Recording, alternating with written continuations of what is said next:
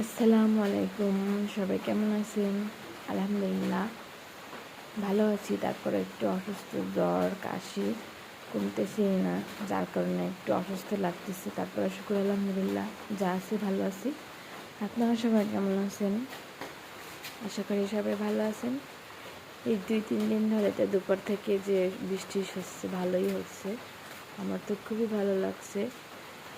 কার কার কেমন লাগছে জানাবেন কমেন্টে অবশ্যই।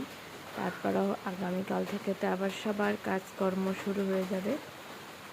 কালকে থেকে যেন বৃষ্টি না হয়, কেননা কর্মের জীবন তো থেমে থাকবে না। আসলে দুনিয়াতে বেঁচে থাকতে হলে পেটও ঠান্ডা করতে হবে, কাজের ধান্দায় তো বের হতেই হবে।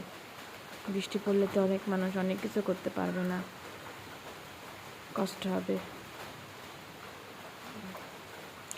তাই একটু বিকেলে একটু হাঁটাহাঁটি করতে সামনে বের হলাম, ঘরের সামনে। তাই একটু ছবি তুললাম, ভিডিও করলাম। আর কি করব, কোথায় যাব বর্ষার দিনে।